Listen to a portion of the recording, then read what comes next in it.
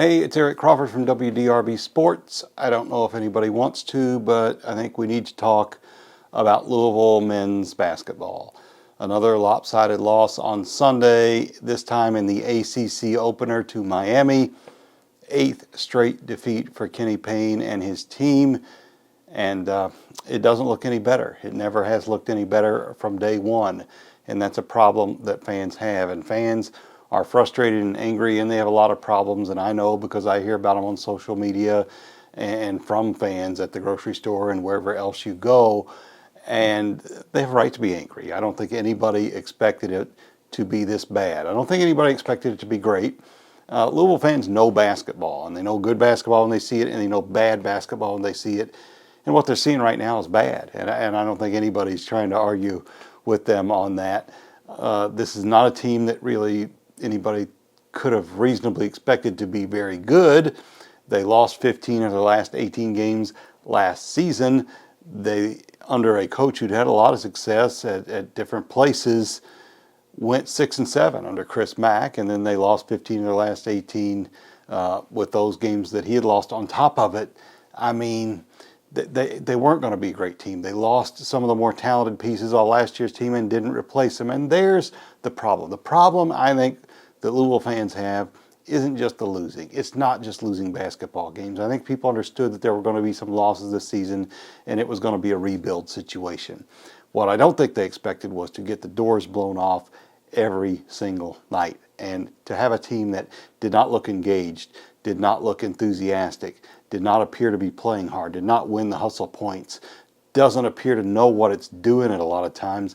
And it's a situation where they don't even, when they watch this team, you can't even see the plan. What are they trying to do? What's going to be the identity? How does this get better? All these questions have no answers, and you can't expect a fan base to go with no answers and no hope for very long.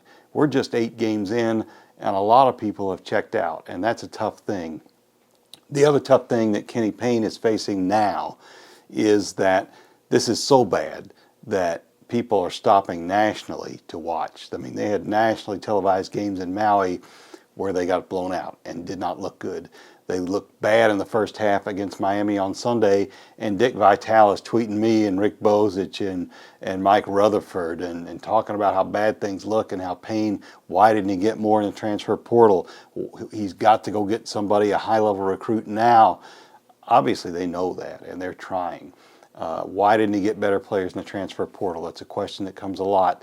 Let's talk about that because it's an important question.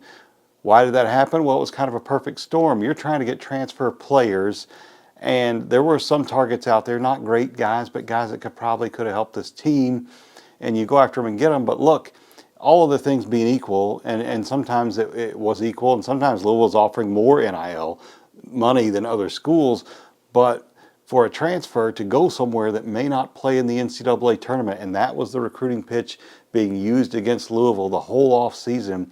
The IRP was coming, the NCAA hammer was coming, you aren't going to be able to play in the NCAA tournament. For a transfer who's looking to do something quickly, not many guys, there are not many Brandon Huntley Hatfields out there that are going to come into a school for that situation. It has to be guys that you have a relationship already that are willing to take that chance, and a lot of them weren't.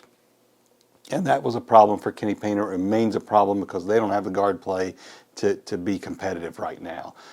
He did not get high-level high school targets that he could go after, and he hasn't gotten them yet for next season. Getting that level of guy, that's why they brought him in here. That's why fans were enthusiastic about his hire, and the fact that there haven't been any yet, that's a problem. But beyond that, the freshmen that they have that are quality players aren't playing very well.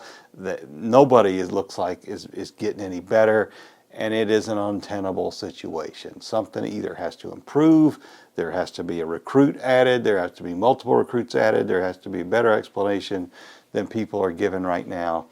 I understand the frustration, and it's a tough thing in the media. I mean, I was all for Kenny Payne being hired. I don't know that I was for him originally, and it certainly wasn't for him back 4 years ago, whatever, 5 years ago when Chris Mack was hired. I pushed Scott Davenport. I pushed him again after Mack left. I was kind of dismissed as somebody that wasn't looking out for the best interest of Louisville because I wanted this coach. Well, he's now beaten Louisville with players that aren't reasonably more talented than these players they have. Now, they're not a whole lot less talented, and that's the problem that Louisville's run into. There are a lot of coaches that you could have put on a wish list. There are not a lot of coaches that would have come. I know Bruce Pearl. I talked to him about this job. He wasn't ever at any point really interested, although he was flattered that Louisville might have some interest in him. But he wasn't going anywhere. Eric Musselman wasn't going anywhere. All these names that you hear, they weren't coming here, because we need to acknowledge one more thing. This thing was a mess. It wasn't the wheels were falling off. They had already fallen off. So now there's a choice to be made, and I'm not going to tell you what choice to make, because you know how to make your choices. A lot of people have already made their choice. You can tell just by listening to them on talk radio or social media or whatever, but your choices are this. You just bail. You just go. You do something else. You spend your winter doing something else. You go cheer for Bellarmine at Freedom Hall, or you just watch national games, or watch the NBA, whatever you do instead of Louisville basketball. That's what a lot of people are doing. All you got to do is look in the stands. They're just not there. A lot of people have already checked out. That's just a part of what happens in the world today. Kenny Payne called it jumping off the Titanic, whatever you want to call it. I don't think he really intended for the program to look as much like the Titanic as it does today, but be that as it may, that's where we are. The other way to look at it is this, and I tend to kind of think this is probably how I'm going to look at it, and it'll frustrate some people, I'm sure, but Kenny Payne is here, and he's the coach, and he's not only going to be given this year, but he's going to be given a chance to recruit a class. He's going to be able to given a chance to get the kind of players that he wants in here, and to coach them next year too. So he's here, and he's one of Louisville's guys. He's one of Louisville's own. They're not going to pull the plug on him. That's not going to happen, not under the current leadership as I see it. They brought him in. They told him they were going to give him time. They told him they were going to give him support. He hasn't gotten a lot of support from a ton of people outside of the circle of people that really wanted him here. And you know, that's just how it is. The school is going to support him. He's going to get time to improve himself as a coach and to improve this program. And he's going to get, you know, the rest of this season and next season, and after that, who knows? So what do? Do you check out on him and just come back in a year and a half? Or do you say, look, we feel for this guy. He was put in a tough position. He doesn't have the players at his disposal. He's not doing as good a job with them right now as he could be doing, or as another coach perhaps could be doing. And I think, you know, I'm saying that. I probably acknowledge that. This should not be this bad, even with this cast of players. But what do? This is a lost season anyway. You let him take his lumps. You let him try and figure it out. You let the players try and figure it out. You support them as best you can, as much as you can stomach. And you hope and pray that things get better. And if they don't, a move's got to be made. There's no question about it.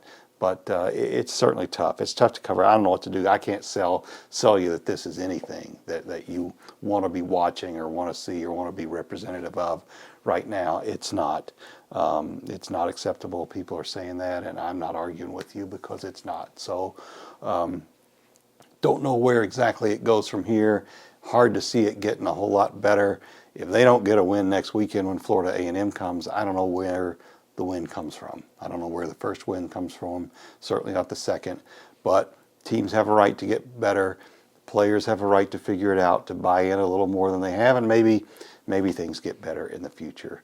But right now, it's as bleak as it's ever been. I've been covering Louisville basketball. I mean, shoot, I started school at U of L in 1986. It's never been anything even close to this, never seen anything like it.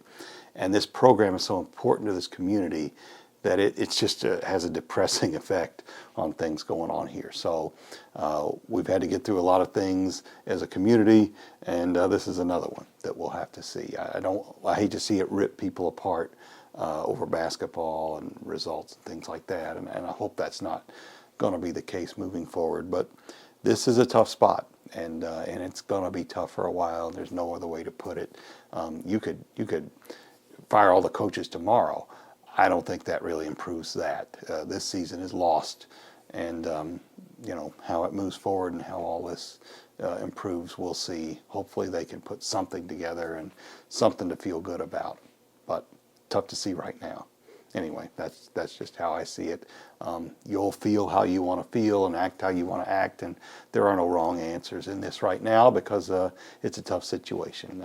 You know, I may be right, I may be wrong, but I feel how I feel too. So try and get through it. Be good to each other. Thank you very much for watching. I'm Eric Crawford for WDRB Sports.